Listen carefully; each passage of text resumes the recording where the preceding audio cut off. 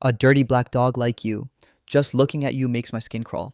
Captain Harlan Brooks grabbed Jada Sullivan's wrist in front of 300 guests at the biggest charity gala in Washington, D.C. The black waitress being treated like an animal stood there in the middle of it all. Let go of me. I have a badge. Shut your mouth. That bracelet cost more than your whole life. Click. Handcuffs. Who did you take it from? It was my mother's. Her mother's gold bracelet crushed under cold steel. 300 powerful people watched a police captain cuff a waitress for looking suspicious. Not one said a word. Then the ballroom doors opened. A man walked in. His eyes found Jada, wrist bound, standing in the center of that room. His fist tightened. Brooks did not even glance at the door. He had no idea that everything he had built was already over. But to understand what happened next, you need to know who this woman really was. This is where it all started. Jada Sullivan walked through the service entrance of the Meridian Grand Hotel carrying a press uniform in a garment bag and a constitutional law textbook in her backpack. She was a law student at Georgetown on the dean's list, and tonight she was serving champagne to people who spent more on a single table than she earned in a year. The annual Children's Hope Foundation Gala was the kind of event where senators traded favors between courses and lobbyists wrote six-figure checks before dessert. Every table cost a fortune. The guest list read like a who's who of Washington power. And the catering crew, Jada's crew, entered through the back. She did not mind. She had been picking up shifts with prestige events for some time now. Good money, flexible hours, and it kept her out of her father's wallet. That mattered to her more than anything. He had offered to pay for law school many times. She had refused every time. Her father had earned everything he had the hard way. She intended to do the same. In the kitchen, Chef Leon Brooks was already barking orders at the line cooks. Leon was built like a retired linebacker and had been the head chef at prestige events for years. He had known Jada since she was young, watched her grow up, watched her lose her mother, watched her turn that grief into fuel. "Baby girl," he said when he spotted her tying her apron, "you look just like your mama tonight." Jada touched the gold bracelet on her wrist. Thin, delicate, the only piece of jewelry she ever wore. Her mother had worn it every single day until the day she could not anymore. She would have hated this gala, Jada said. Too many politicians. Leon laughed. She would have hated the appetizers too. Stuffed mushrooms. Your mama thought mushrooms were the devil's vegetable. Jada smiled. It was the kind of smile that hurt a little.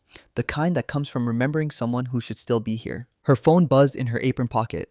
She glanced at the screen. Her expression softened. She silenced it and slipped it back without answering. "You not going to get that?" Leon asked. "Later. I am working." Leon shook his head. Stubborn, just like him. Jada did not respond. She picked up her tray, straightened her shoulders, and walked into the ballroom. The contrast hit immediately. Service hallway. Fluorescent lights, concrete floors, the smell of industrial cleaner.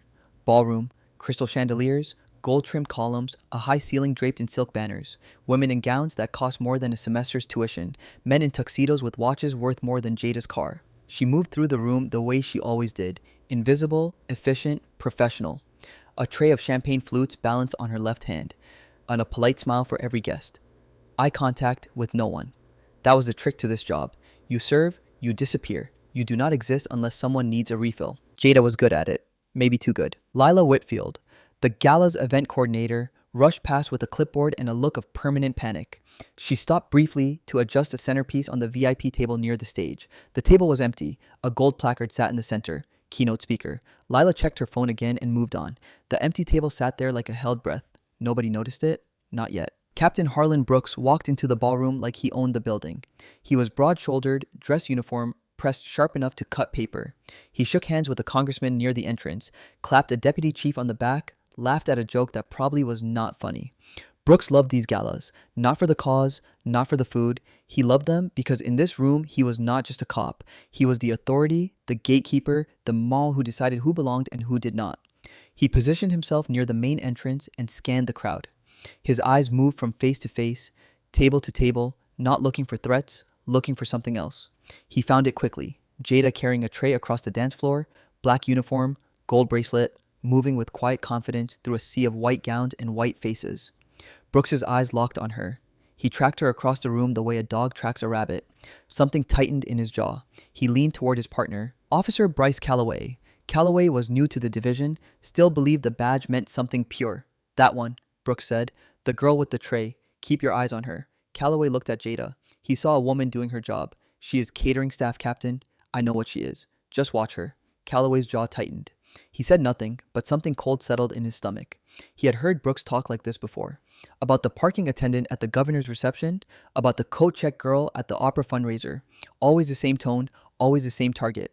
He pulled out his phone and pretended to check a message. His hands were not steady. Across the ballroom, Jada set down a fresh tray and paused for a moment near the kitchen pass-through.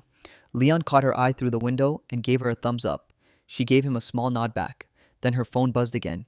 Same caller. She looked at it for a long moment this time. Something crossed her face, warmth mixed with something heavier. She silenced it again. On the other side of the room, Lila Whitfield checked the empty VIP table one more time. She straightened the keynote speaker placard. She smoothed the tablecloth.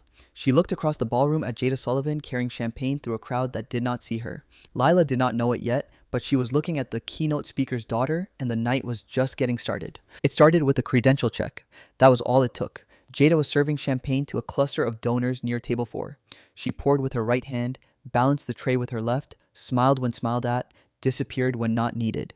She was turning back toward the kitchen when a body stepped directly into her path. Captain Brooks, feet planted, arms crossed, badge catching the chandelier light. He did not introduce himself, did not say excuse me. He looked at her the way a man looks at something stuck to the bottom of his shoe. Credentials now. Jada kept her voice even. My badge is right here, Captain. She turned her lapel so he could see the Prestige Events ID clipped to her uniform. Photo, name, company logo, everything in order. Brooks took the badge, held it up, squinted at it like it was written in a language he did not trust. He turned it over, ran his thumb across the plastic, then dropped it back against her chest without a word. I will be watching you, he said. Every move. He walked away. Jada stood still for a moment. Then she picked up her tray and went back to work. Her hand trembled once. Just once. She pressed it flat against the tray until it stopped. Leon saw it from the kitchen pass-through. His grip tightened around his spatula. The cook next to him put a hand on his arm. Do not, he whispered. Not here. Leon did not move, but his eyes never left Brooks. A white server, mid-20s, blonde hair, new to the crew, tripped near the senator's table. A full glass of red wine hit the white tablecloth. Then the floor, glass everywhere, wine splattered across the senator's wife's ivory dress. She gasped. The server stammered an apology. Brooks was nearby. He looked over, shrugged, looked away. No credential check, no interrogation, no I will be watching you. Nothing. Jada saw it. The donors at table 4 saw it. Councilwoman Valerie Moore, seated 3 tables away, saw it. She had been watching Brooks since the credential check. Now she pulled out her phone and started recording. She did not say anything. Not yet. But her thumb hit record and stayed there. The contrast was surgical. A black woman with perfect credentials gets stopped, searched, and threatened. A white server shatters a glass on a senator's wife and gets a shrug. Same room, same uniform, same job, different skin. That was the system working exactly as designed. Brooks returned to his post near the entrance. He pulled out his radio and keyed the mic. His voice was low, but clear enough for Calloway to hear every word. Run a background check on the Sullivan girl. Catering badge says Prestige Event. Something about her does not sit right. I want to know everything. Calloway's stomach dropped. He had watched the credential check. He had watched Brooks ignore the white server. He knew exactly what this was, but Brooks was his commanding officer. Copy that, Calloway said. He hated the way those words tasted. The name Sullivan entered the system. It traveled through the department database. And somewhere in that database, it connected to another Sullivan. Same last name, same address on file, a Sullivan with a title that outranked every badge in the building. But that result would come back later, and by then, Brooks would have already crossed every line that mattered. Back in the ballroom, Jada set down her tray in the service station. She flexed her fingers, took a breath, pulled herself together the way black women have been pulling themselves together in hostile rooms for generations. She did not call anyone. She did not complain. She picked up a fresh tray and walked back into the crowd. Leon watched her go. He whispered to himself, Lord, give that girl strength. He did not know how much he was going to need. At the VIP table near the stage, the chair was still empty. The keynote speaker placard caught the light every time a server walked past. Lila Whitfield checked her phone again. No message, no confirmation, just an empty chair and a ticking clock. The second confrontation came as the evening progressed, and this time Brooks was not subtle about it. Jada was delivering the main course to table 6. Grilled filet, roasted vegetables plated with the kind of precision that costs a fortune. She set each plate down with practiced care, smiled at the guests, stepped back. Then Brooks appeared behind her, close enough that she could smell his cologne, close enough that the guests at table 6 stopped eating. Empty your pockets. Jada turned slowly. Excuse me. You heard me. A piece of jewelry went missing from the coat check. You are the only one who has been moving through that area unsupervised. It was a lie. The coat check was staffed by hotel employees. Jada had not been within sight of it all night. The guests at table 6 knew this. The hotel manager knew this. Anyone who had been paying attention knew this. But Brooks had a badge, and in America, a badge can turn a lie into a lawful order. Captain, I have not been near the coat check. You can verify that with hotel security. I am not asking hotel security. I am asking you. Pockets now. Jada looked at the guests at table 6, 6 wealthy faces staring at their plates, not one pair of eyes meeting hers, not one voice rising to say what everyone already knew, that this had nothing to do with jewelry. She emptied her apron slowly, one item at a time, a pen, her phone, a small notepad with catering shorthand, a tube of lip balm. She placed each item on the white tablecloth next to a plate of expensive filet. Brooks picked up each one, turned it over, examined it like evidence, then dropped it back on the table without a word. He picked up her phone last, held it, looked at the screen. Jada's jaw tightened. That is my personal property. Everything on this table is subject to inspection. He put the phone down. The screen was dark, but it had lit up with an incoming call. The caller ID read Dad. Brooks had not noticed, but one of the guests at table 6 had. She stared at the phone, then at Jada, then back at the phone. Something was connecting in her mind, but she could not quite reach it yet. Brooks was not satisfied. He was never going to be satisfied because this was never about jewelry. It was about a black woman who carried herself with too much confidence in a room where he expected her to shrink. He straightened up and spoke loud enough for the surrounding tables to hear. I am going to need you to come with me to the service hallway for a more thorough search. Standard procedure. There is no standard procedure for searching catering staff without a filed complaint. Are you refusing a direct order from a police captain? I am exercising my constitutional rights. The words hung in the air like smoke. Guests at 3 surrounding tables heard every syllable. Forks stopped. Conversations died. The ballroom was developing a gravity well and Jada Sullivan was at the center of it. Lila Whitfield materialized from somewhere near the stage. Her face was flushed. Her clipboard trembled in her hands. Captain, please. She is one of our best. Can we handle this quietly? The donors are watching. Brooks turned on her with a look that could crack glass. Are you obstructing a security operation, ma'am? Because I can have you removed too. Lila opened her mouth, closed it, took a step back, then another. Then she was gone, swallowed by the crowd like she had never been there. Jada was alone. In the kitchen, Leon Brooks watched through the pass-through window. His whole body was rigid. He took one step toward the door. The cook next to him, a young man half his size, grabbed his arm with both hands. Chef, do not. He will arrest you on the spot. You know he will. Leon's eyes were wet. Not from sadness, from the kind of rage that has nowhere to go. The kind that black men learn to swallow before they learn to read. That is my baby girl out there, he said. I know. And the best thing you can do for her right now is stay here. Leon did not move. His hands shook at his sides. Brooks led Jada toward the service hallway. Every step was visible to the guests. He walked behind her, close, proprietary, like a man walking a prisoner. Jada's back was straight. Her chin was up. She would not give this room the image of a broken woman. The hallway was colder. Fluorescent lights, concrete floor, the glamour of the ballroom disappeared the moment they crossed the threshold. This was the part of the hotel that guests were not supposed to see. The part where the work happened. The part where people like Jada existed before they became invisible servers in black uniforms. Turn around, hands behind your back. On what charge? Suspicion of theft and failure to comply with a lawful security directive. You have not identified any stolen property.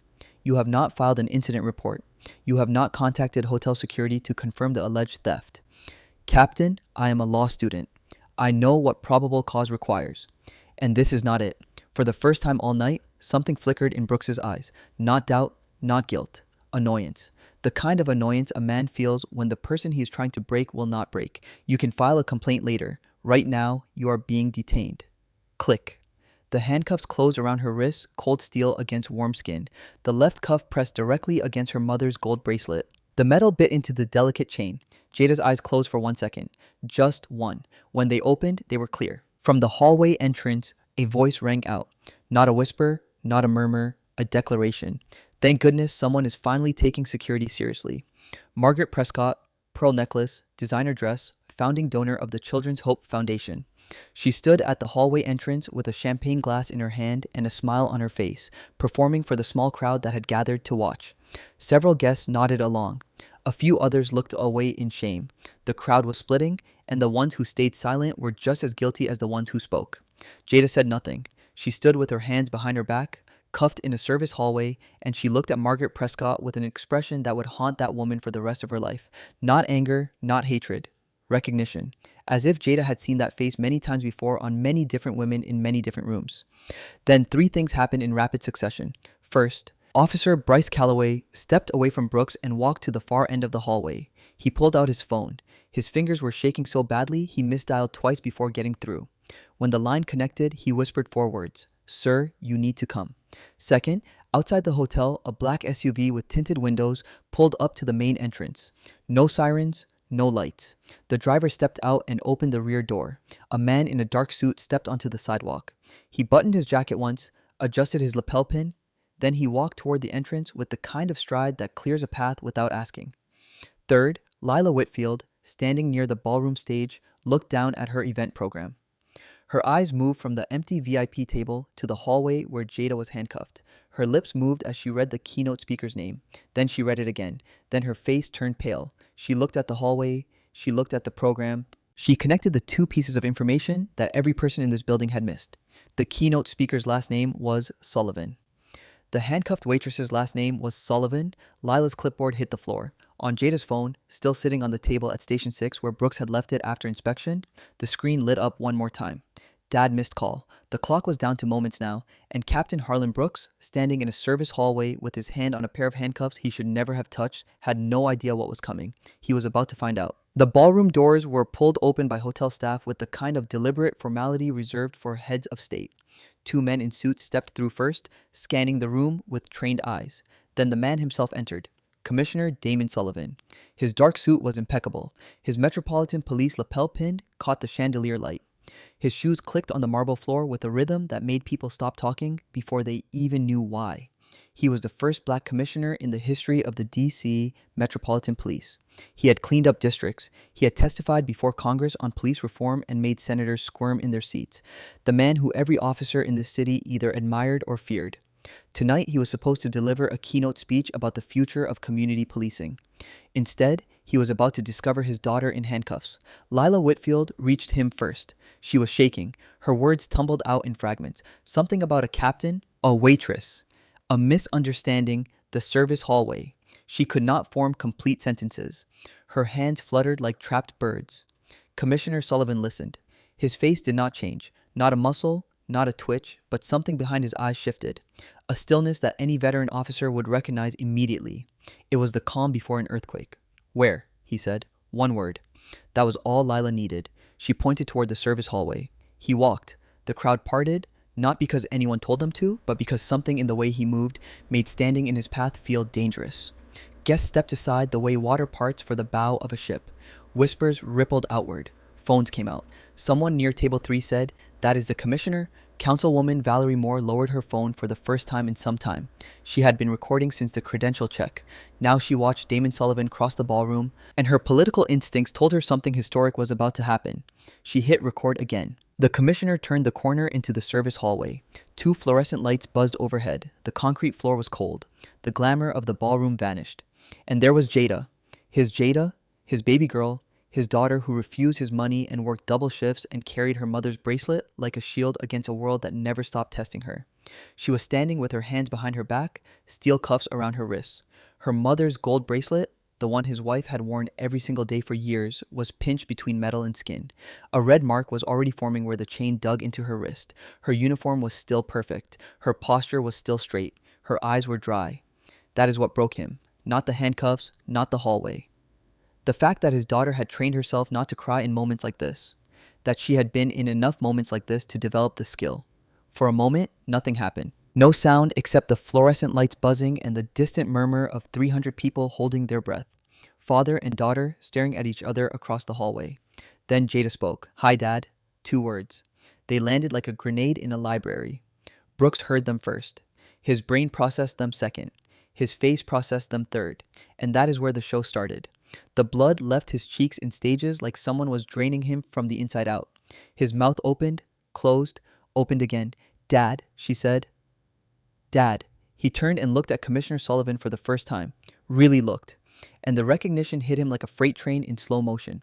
The lapel pin, the suit, the 2 plainclothes officers flanking him. The face he had seen in department bulletins, on the evening news, in the framed portrait hanging in every precinct in the city.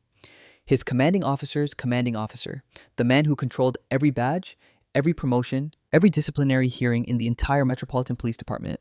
And he had just called his daughter a dirty black dog and put her in handcuffs. Brooks tried to speak. What came out was barely human. Commissioner Sullivan, sir, I was just. This is a routine security. There was a report of, take the cuffs off my daughter.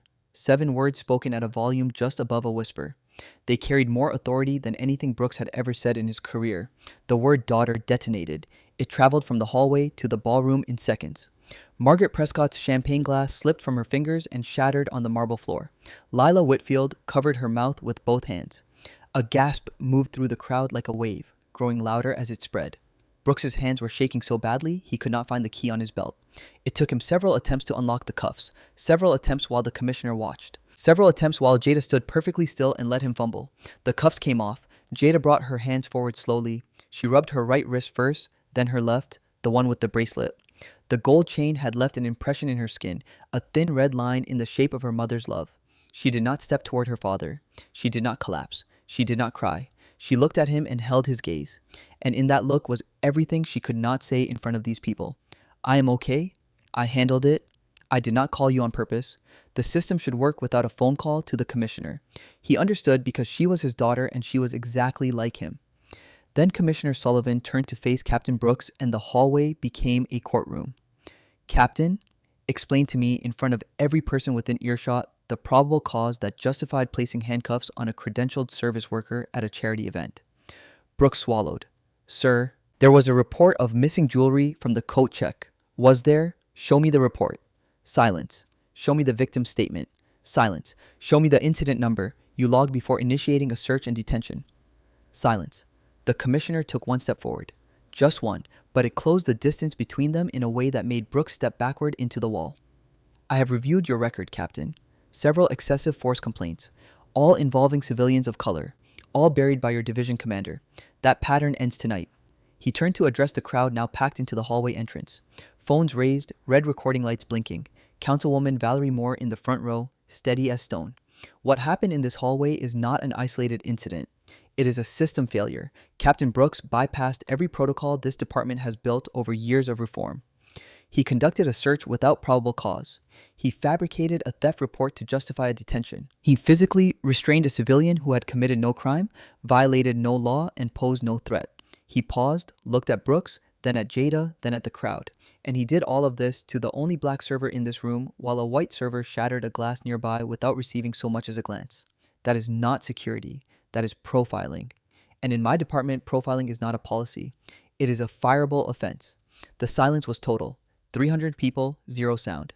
Then Councilwoman Moore stepped forward. Commissioner, I witnessed the entire interaction from the beginning.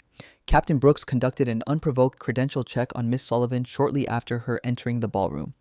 He ignored an identical incident involving a white server. I have the full sequence on video. She held up her phone. The screen glowed. Then a second voice, younger, shaking. Officer Bryce Calloway stepped out from behind 2 guests. His face was pale. His hands were clasped in front of him to keep them from trembling. Sir, I need to report something. Every eye shifted to him. There was no jewelry report. No theft was called in. No victim came forward. Captain Brooks instructed me to. His exact words were, find a reason to remove her. I followed that order. I should not have. I should have reported it immediately. I failed. The room erupted. Not in applause, in the sound of 300 people exhaling shock at the same time. Murmurs became voices. Voices became accusations. Margaret Prescott tried to slip toward the exit. Someone blocked her path, not physically, just by staring at her until she stopped moving. Brooks wheeled on Calloway. His face was crimson. You are done, Calloway. You hear me? I will end your... Captain Brooks. The commissioner's voice cut through the noise like a surgeon's blade. Calm, precise, final. You are relieved of duty. Effective immediately. You will surrender your badge and service weapon to Officer Calloway right now.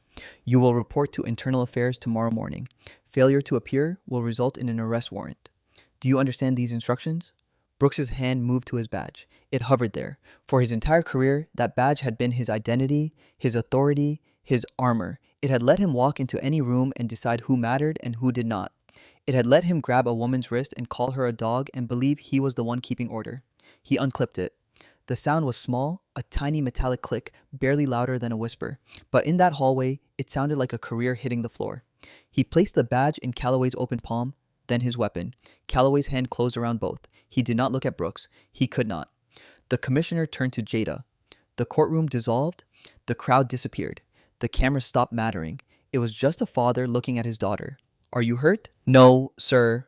He looked at her wrists, at the red marks where steel had pressed against gold, at the bracelet that his wife had clasped around her own wrist every morning for years, and that now bore the imprint of a pair of handcuffs that should never have existed. His jaw tightened, his eyes glistened. He blinked once, controlled it, held it.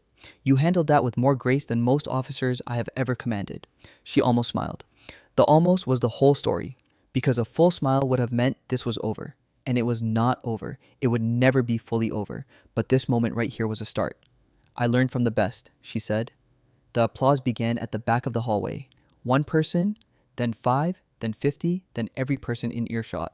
Not polite applause, not the kind you give a keynote speaker. The raw, unfiltered, full-body release of a room full of people who had just watched something true happen in a world drowning in performance. Jada stood in the center of it. Hands free, back straight, her mother's bracelet on her wrist, catching the light. She did not bow. She did not wave. She just stood there and let the room see her fully, completely for the first time all night. Not as a server, not as a suspect, not as a victim. As Jada Sullivan, law student, daughter, the woman who stood her ground when every system in the room told her to kneel. Man, this makes my blood boil. Imagine standing there, handcuffed, humiliated for the crime of being black in a fancy room, 300 people watching, nobody saying a word. If her father had not walked in, Brooks walks free again. Think about that. The consequences came fast, faster than Brooks could have imagined, faster than he deserved. The D.C. Metropolitan Police Department filed formal charges against Captain Harlan Brooks. Unlawful detainment, abuse of authority, filing a false security report, conduct unbecoming an officer. Charges that ended his career. His prior excessive force complaints, the ones his division commander had quietly buried, were reopened. Each one involved a civilian of color. Each one followed the same pattern, a confrontation manufactured from nothing, escalated by Brooks, then papered over with vague language and missing documentation. The pattern was so consistent it could have been a training manual. A training manual for everything policing should never be. The police union reviewed his case. They looked at the video from Councilwoman Moore's phone. They listened to Officer Calloway's sworn statement. They read the incident report that did not exist because Brooks had never filed one. Then they did something they almost never do. They declined to represent him. Brooks was suspended without pay. His desk was cleared. His nameplate was removed from his office door. The missing jewelry, the entire foundation of Brooks' manufactured case, was found shortly after the incident. A guest had left a pearl bracelet in the pocket of her coat at the coat check. The attendant had logged it in the lost and found drawer upon arrival. It had never been stolen. It had never been missing. It had been exactly where it was supposed to be the entire time. Just like Jada, Margaret Prescott's reckoning came from the internet. And the internet does not forgive. Cell phone footage of her standing at the hallway entrance, champagne in hand, smile on face, saying, "Thank goodness someone is finally taking security seriously," while a black woman stood in handcuffs behind her, went viral. Her name trended on every platform. The Children's Hope Foundation Board held an emergency session and removed her by unanimous vote. Her PR team released a statement calling her words taken out of context. The context was a video. There was no other context to take. Officer Bryce Calloway requested a transfer the morning after the gala. He did not want a promotion. He did not want a commendation. He asked to be reassigned to the Community Affairs Division, the unit that works directly with civilian oversight boards and neighborhood organizations. His transfer was approved the same day. In his written statement, Calloway included a single paragraph that was later read aloud at a city council hearing. I was trained to follow my commanding officer. I should have been trained to follow my conscience. I watched Captain Brooks target an innocent woman, and I did nothing until it was almost too late. That failure is mine. I will carry it, and I will make sure it never happens again. Councilwoman Valerie Moore did not waste time. She introduced a resolution to the D.C. City Council, a comprehensive reform package requiring body cameras for all officers assigned to private events, mandatory bias training certification for the Special Events Division, and an independent review process for any detention at a non-police venue. It passed unanimously. That evening, Commissioner Damon Sullivan delivered his keynote address. The ballroom was full, every seat taken. People stood along the walls. The energy was different from what it had been earlier. Heavier, more awake. the kind of energy that fills a room after the truth has been dragged into the light and everyone is still adjusting to the brightness. He spoke about the history of policing in America, about the weight of the badge, about the sacred covenant between officers and the communities they swear to protect. He cited data showing that Black Americans are more likely to experience force during police encounters, even when controlling for every other variable. He referenced studies that analyzed traffic stops and found consistent racial disparities in who gets searched, who gets cited, and who gets to drive away with a warning. Then he set his notes aside, looked out at the room, and spoke from a place that no speechwriter could have written. A badge is not a crown, it is a covenant. And tonight in this room, that covenant was broken by the very person entrusted to uphold it. If we cannot police ourselves, we have no right to police anyone else. Standing ovation, not the polite kind, the kind where people stand because sitting feels like silence and they are done being silent. After the applause, after the speeches, after the last donor shook the last hand and the last car pulled away from the Meridian Grand Hotel, the ballroom was empty. Jada sat alone at the staff table near the kitchen pass-through. Her catering uniform was still pressed. Her mother's bracelet was back in its rightful place, not pinched under steel, but resting gently against her wrist. Her constitutional law textbook was open in front of her. She had been reading the same paragraph without absorbing a word. Her father sat down beside her. No title, no lapel pin energy, no commissioner, just Damon, just dad. He did not speak immediately. He looked at the bracelet, at the faint red line still visible on her wrist, at his daughter who had stood in a room full of power and refused to let it crush her. You could have called me the moment he approached you. I know. Why did not you? Jada closed her textbook. She looked at him with eyes that held years of navigating a world that was never designed for her. Because the system should work without a phone call to the commissioner. That is the whole point, Dad. He stared at her for a long moment. He was not the commissioner. He was a father sitting across from the woman his daughter had become. A woman who believed in the system enough to let it fail her so she could fight to fix it. He nodded slowly. Your mother would have said the exact same thing. Jada touched the bracelet. I know. He put his arm around her. She leaned into him. The gold bracelet caught the last of the chandelier light. The same light that had watched everything happen from the first insult to the last ovation. The ballroom was quiet. The night was over, but the story was not. Months later, Jada Sullivan walked across a stage in a black gown and a pair of heels her mother would have hated.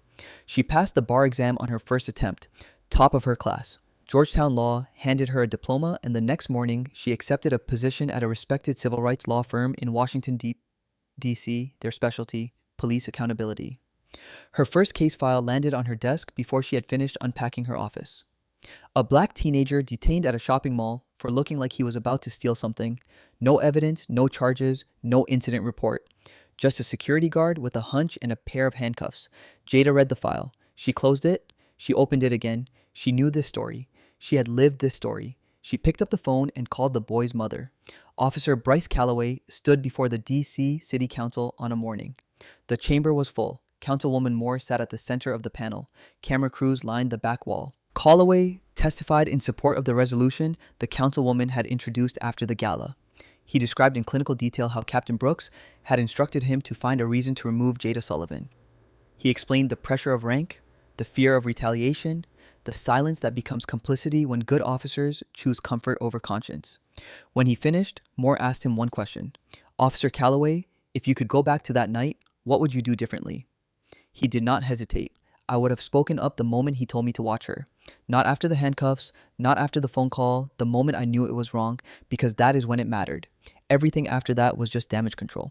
The council voted unanimously to pass the resolution. Calloway received a commendation for moral courage, the first of its kind issued to an officer who testified against his own commanding officer. He kept the commendation in his desk drawer, not on the wall. He said he had not earned the wall yet. Captain Harlan Brooks pleaded no contest to 2 felony charges. His attorney negotiated a deal. In exchange for a reduced sentence, Brooks would participate in a national law enforcement bias training program as a case study, not as an instructor, as the lesson. His first session was held in a conference room in Arlington, Virginia. 46 active duty officers sat in rows of folding chairs. A facilitator stood at the front with a projector and a screen. The video played. Councilwoman Moore's footage, minutes of unedited truth, from the credential check to the handcuffs to the moment Commissioner Sullivan turned the corner and found his daughter. Brooks sat in the back row. He watched himself grab Jada's wrist. He watched himself search her pockets. He heard his own voice say the words he had convinced himself were not that bad. He watched 300 people say nothing. He watched himself put handcuffs on a woman whose only crime was existing in a room while black. The video ended. The facilitator asked if anyone had questions. Brooks did not speak. Not for the rest of the session, not during the break, not on the drive home. For the first time in his career, he had nothing to say. Redemption is not a single moment, it is a direction. Brooks chose one direction for his entire career. Maybe now he can choose a different one. Maybe not. That is his road to walk. But Jada chose her direction a long time ago. She chose to build. She chose to stand. She chose to believe the system can be better, not because it is, but because people like her are in it. Every day, someone is judged not by their actions, but by their appearance. Every day, someone with power decides who belongs and who does not. Every day, someone chooses to stay silent. Do not be that someone. The next Jada Sullivan might be your daughter, your sister, your neighbor, your friend. And she deserves a world that sees her for who she is, not what someone else decided she should be. If this story made you feel something, do not let that feeling disappear when you scroll to the next thing. Share it. Not for the algorithm, not for the likes. Share it because silence is how these stories keep repeating. Like this video, subscribe to this channel, leave a comment, and tell me, have you ever been judged before you were given a chance to speak? Your story matters. Tell it. Look, what if Jada did not have a father with that kind of power? What if nobody walked through that door? That is a reality for thousands of people every single day. Do not just watch. Speak up, share this. Like, subscribe. Your silence is someone else's handcuffs.